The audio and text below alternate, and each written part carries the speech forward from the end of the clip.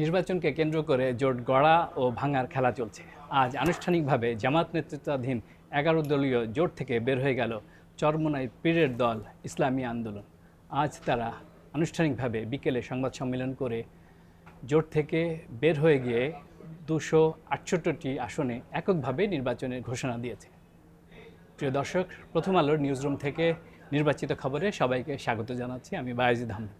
আজ আমরা কথা বলবো জোট গড়া ভাঙা এই সব নিয়ে। আমার সঙ্গে আছেন প্রথম আলোর বিশেষ প্রতিনিধি সেলিম জাহিদ। সেলিম ভাই, আপনাকে স্বাগত। আপনাকে ধন্যবাদ।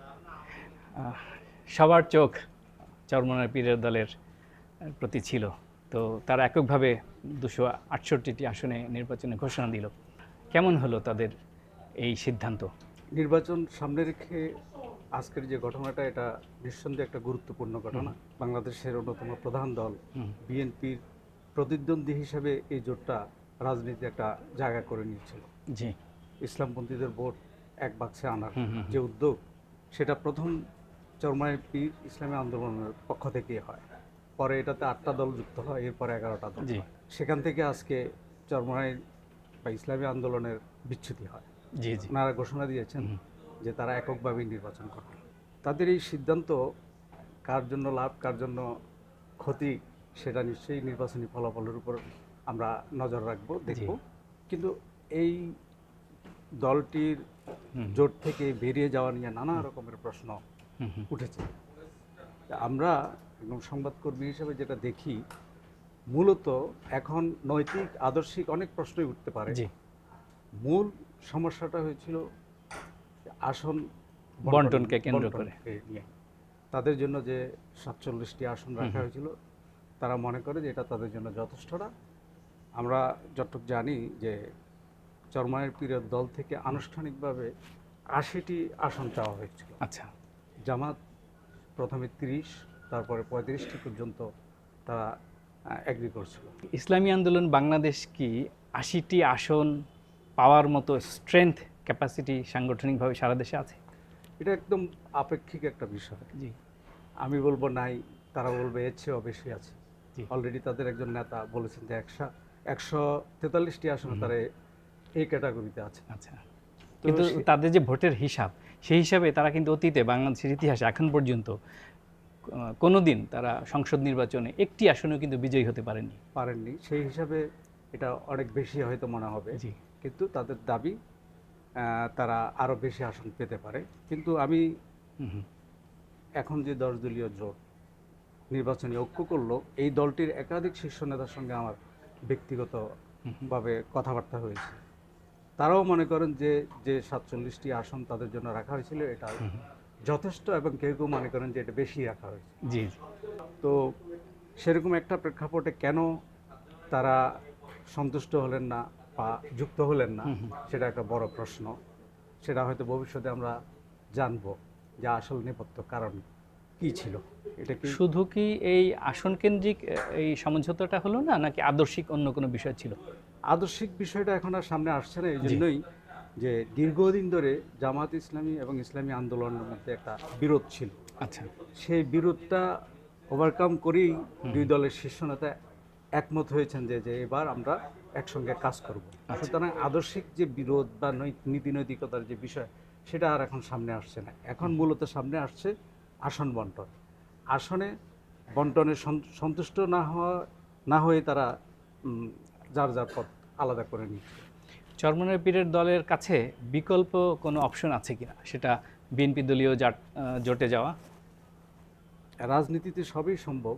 এখনও মনোনয়নপত্র বাছাইয়ের কাজ চলছে, প্রত্যাহার হয়ে যাবে 21 তারিখের মধ্যে। এর আগে অনেক কিছুই করতে পারে। তবে আমার কাছে মনে হয় যে জোটবদ্ধভাবে কিছু করা খুব কঠিন বিএনপির জন্য। হয়তো সমঝোতা কিছু কিছু আসনে হতেও পারে, সেটা এখনই নিশ্চিত করে বলা যাচ্ছে না। অতীতে কিন্তু ইসলামী আন্দোলন বাংলাদেশ এরশাদের নেতৃত্বাধীন জাতীয় পার্টির সঙ্গে জোটবদ্ধভাবে নির্বাচন করেছে। সেরকম হ্যাঁ হইতেও পারে, কিন্তু জাতীয় পার্টির সঙ্গে ইসলামী আন্দোলন এখন কোনো রাজনৈতিক বা নির্বাচনী সমঝোতা করতে যাবে কিনা, কারণ এটা একটা ঝুঁকির প্রশ্ন আছে। তারা পতিত যে সহযোগী দল ছিল, একটা সহযোগী দল ছিল, সেই জায়গায় এখন এরকম ঝুঁকি নেবে এটা রাজনৈতিক পরিপক্ক সিদ্ধান্ত হবে বলে অন্তত আমার কাছে মনে হয় না। আপনি তো দীর্ঘদিন ধরে ইসলামিক দল থেকে শুরু করে মেইন স্ট্রিম দলের প্রতি নজর রাখছেন, খুব দারুণ বিশ্লেষণমূলক নিউজ করছেন। আপনার বিশ্লেষণ কি? সামনে অন্য কোনো চমক কি আমরা দেখতে পাবো এই জোট গঠনকে কেন্দ্র করে? জোট নিয়ে তো নতুন করে আর চমক দেখানোর খুব একটা কিছু আছে বলে মনে হয় না। এই জন্যই আমি যতটুকু খোঁজখবর নিয়ে জেনেছি যে কৌশলগত দিক থেকে চরমনাই পীরের দল এবং জামাত দুপক্ষই আলাদা আলাদা চেষ্টা করছেন 11 দলকে সামনে রেখে তাদের দল বাড়ি করার জন্য। একদিকে আসন বন্টনের সমঝোতা নিয়ে নানা রকম তৎপরতা, দেন দরবার এগুলো চলছিল, পাশাপাশি এই দলগুলোকে হাতে নেওয়ার একটা চেষ্টা ছিল। সেই জায়গায় জামাত বিজয় হয়ে গেছে, 10টা দলকে সে সঙ্গে রাখতে পেরেছে। এর বিপরীতে ইসলামী আন্দোলনও চেষ্টা করছিল যে এখান থেকে কিছু দল নিয়ে আলাদা একটা জোট করার, বিশেষ করে 5টি ইসলামী দলকে নিয়ে তারা জোট করার জন্য যথেষ্ট চেষ্টা করছিলেন, সেটাতে তারা পারেননি। জামাতই সে জায়গা উইন করে পাচ্ছে। সুতরাং এখান থেকে আর লোক নিয়ে দল নিয়ে নতুন জোট করার আর খুব একটা সুযোগ আছে বলে আমার মনে হয়। একটা বিশ্লেষণ অনেক দিন ধরে চাউর আছে রাজনীতির মাঠে, সেটা হচ্ছে যে জামাতকে আপাত দৃষ্টিতে মনে করা হচ্ছিল ইসলামাইজেশনের দিকে যাওয়া, মানুষের কাছে ইসলামকে কেন্দ্র করে ভোট চাওয়া, সেই দিকে বোধহয় তারা এগিয়ে যাচ্ছিল। কারণ বিএনপিতে শুধুমাত্র জমিয়তে উলামা ইসলাম এই জোটে ছিল। তো ইসলামী আন্দোলনের মতো বড় একটি শক্তি যখন জামাত নেতৃত্বাধীন জোট থেকে বের হয়ে গেল, সেই শক্তিকে বিএনপি দলীয় জোটে নিলে কিছুটা ভারসাম্যপূর্ণ অবস্থায় রাখা যায় কিনা, এইরকম আলোচনা কিন্তু কয়েকদিন ধরে বাজারে আছে। আপনার কাছে কি খবর আছে? আপনাকে একটা কথা মনে রাখতে হবে যে বাংলাদেশে ইসলামপন্থী দলগুলোর মধ্যে জামাত ইসলামীর পরেই ইসলামী আন্দোলনের অবস্থান। জি, দল হিসেবে তাদের একটা সারা দেশে ভালো সংগঠন আছে, এটা ঠিক। এই নির্বাচনের আগে আগে আপনি খেয়াল করবেন যে হেফাজত ইসলাম কেন্দ্রিক একটা তৎপরতা, জি জি, এন্ট্রি জামাত একটা মুভমেন্ট, বক্তব্য ইতিমধ্যেই নির্বাচনী মাঠে আলোচনা আছে। সেই জায়গাটাই বিবেচনা করলে তারা যদি হেফাজত ইসলামের সঙ্গে যুক্ত হয়, সেটার একটা বিষয় আছে।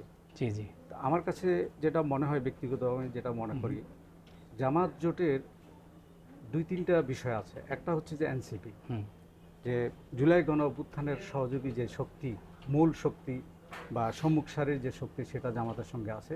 এটা তাদের জন্য একটা বড় স্ট্রেংথের জায়গা এবং একটা ব্যানার, যে মৌলবাদী গোষ্ঠী বলা হচ্ছিল এই জোটটাকে ধর্মান্ধ হতে পারে। এছাড়া 71-এ জামাত ইসলামের ভূমিকা, নেতিবাচক ভূমিকার কারণেও তারা মেইন স্ট্রিমে কথা বলতে নানান বাধা বিপত্তির সম্মুখীন হচ্ছিল। সেই জায়গাগুলোতে এনসিপি কভার করবে। জি, এটা একটা তাদের বড় প্রাপ্তি।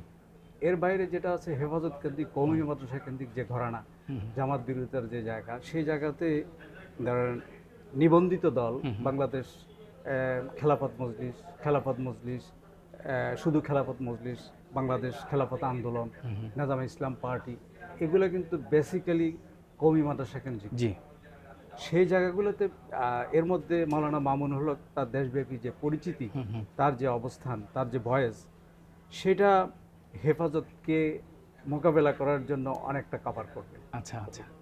আর চরমোনাইয়ের যে মূল অবস্থান কওমি মাদ্রাসার সাথে তাদেরও একটা অবস্থান আছে, কিন্তু তার চেয়ে এই দলগুলোর অবস্থান কোনো অংশে কম না। সেদিক থেকে জামাতে খুব যে ক্ষতি হবে আমার অতটা মনে হয় না। 47টি আসন জামাত তারা রেখে দিয়েছিল। এই 47টি আসন তো এখন 10 দলীয় জোটের মধ্যে বন্টন হবে, তাই তো? তো সেই ক্ষেত্রে আপনার কি মনে হয় এনসিপি এবং মাওলানা মামুনুল হকের নেতৃত্বাধীন যে দল বাংলাদেশ খেলাফত মজলিস, তাদের এই 47টি আসনের মধ্যে বেশি আসন পাওয়ার সম্ভাবনা আছে? আমার মনে হয় না। অন্য দলগুলো হয়তো 1-2টা পেতে পারে, কিন্তু এর বেশিরভাগই জামাত ইসলামী প্রার্থীরাই নির্বাচন করবে বলে আমার কাছে মনে হয়। আর কোনো সমীকরণ আপনার কাছে? তো এটা তো একটা প্রায় 15 দিনেরও বেশি সময় ধরে একটা স্নায়ু চাপের মধ্যে ছিল। এর নেপথ্যে অনেকগুলো কারণ আছে। কেন 11 দলের একটা ঐক্য হলেও বেসিক্যালি পরস্পরের প্রতি একটা সন্দেহ ছিল, জি, কে কাকে শেষ পর্যন্ত ল্যাংমার। তো শেষ পর্যন্ত তো যা ঘটলো সেটাই কারণ আমরা যখন দেখি যে মনোনয়নপত্র যে সাবমিট করে প্রত্যেকটা দল, সেখানে আপনি দেখবেন যে জামাত 276টি আসনে প্রার্থী দিয়েছে, হ্যাঁ, ঠিক একইভাবে 270টি আসনে ইসলামী আন্দোলনে দিয়েছে। তার মানে পারস্পরিক অবিশ্বাসটা রেখেই তারা আগাচ্ছিল সতর্কভাবে, যে শেষ মুহূর্তে কে কি করে বসে সেটা ছিল। তারপরে এনসিপির সঙ্গে তাদের সমঝোতাটা অনেকটা আগেই হয়ে গেছে। জি জি হ্যাঁ, জামাত, আমরা জানি যে এনসিপির জন্য মানে 7টি আসন তারা রেখে দিয়েছিল, খেলাফত আন্দোলনের জন্য 8টা, খেলাফত মসজিদের জন্য 4টা, বিটিপির জন্য 1টা, এবি পার্টির জন্য 2টা। অর্থাৎ নমিনেশন পেপার সাবমিটই তারা করেনি। তার মানে এদের প্রতি তাদের যে আস্থার প্রকাশ, সেটা তারা আগে থেকেই এটা প্রমাণ পাওয়া যায়। আমার একটা সম্পূরক প্রশ্ন ছিল যে একটি কথা চায়ের টেবিলে প্রায় আলোচনা হয় সারা দেশব্যাপী, সেটি হচ্ছে যে এনসিপিকে 30টি আসন দেওয়াকে কেন্দ্র করে ইসলামী আন্দোলনের মধ্যে ক্ষোভ জন্ম নিয়েছে। এটা কি আদৌ সত্য কিনা? ভেতরে ভেতরে এটা নিয়ে প্রশ্ন আছে যে এত আসন কেন, সেটা থাকতে পারে, কিন্তু তাদের জন্য তো 47টি আসন রাখা হয়েছে, সেটা তো জি। কোনো অংশে কম না, বরঞ্চ বেশি। তাদের চেয়ে যদি কম হতো তাহলে এই প্রশ্নটা হয়তো ঠিক ছিল। সেলিম ভাই, এত চমৎকার বিশ্লেষণ করার জন্য আপনাকে অসংখ্য ধন্যবাদ। নিশ্চয়ই ভবিষ্যতে আমরা অন্য কোনো বিষয়ে আবার এরকম আলাপ করব। প্রিয় দর্শক, কথা বলছিলাম প্রথম আলোর বিশেষ প্রতিনিধি সেলিম জাহিদের সঙ্গে।